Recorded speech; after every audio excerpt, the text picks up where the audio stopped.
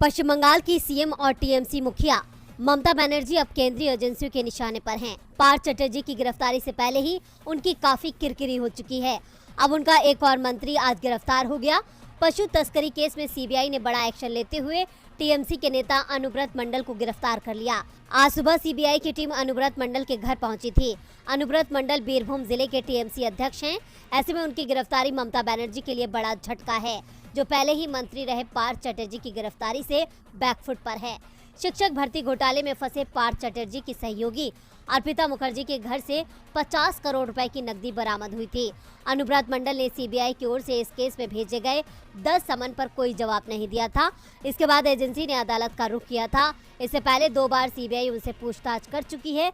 CBI ने 2020 में पशु तस्करी के मामले में केस दर्ज किया था, जिसमें अनुव्रत मंडल का नाम भी सामने आया था। सीबीआई के मुताबिक 2015 से 2017 के दौरान बीएसएफ ने 20,000 पशुओं के सिर बरामद किए थे। इन पशुओं की सीमा पर तस्करी की जा रही थी।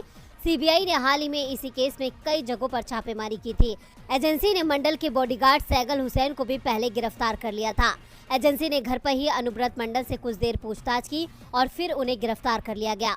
खबरों के मुताबिक एक बैंक कर्मचारी को पहले ही तलब किया जा चुका है। सीबीआई के अधिकारी बैंक कर्मचारियों से पूछताछ करना चाहते हैं कि गो तस्करी मामले में कितनी रकम किस खाते में और कहां जमा की गई। पशु तस्करी केस में अनुव्रत की गिरफ्तारी से ममता बनर्जी को कुछ ही दिनों में दूसरा झटका लगा है। वो पहले ही पार्थ चटर्जी की गिरफ्तारी और बड़े पैमाने पर कैश बरामद होने से दबाव में थी। उन्होंने खुद कड़ा एक्शन लेते हुए पार्थ को मंत्री पद से हटाया था और पार्टी से भी बाहर कर दिया था।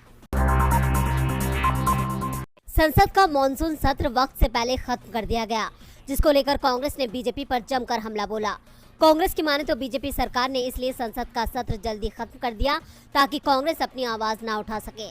कांग्रेस पार्टी लगातार बेरोजगारी, एमएसपी पैनल और अग्निपथ योजना के खिलाफ आवाज उठा रही थी, जिससे बीजेपी परेशान थी। मोदी सरकार को देश में महंगाई नजर नहीं आती, लेकिन राहुल गांधी लगातार जनता की आवाज मोदी जी के कानों तक पहुंचाने की कोशिश कर रहे हैं।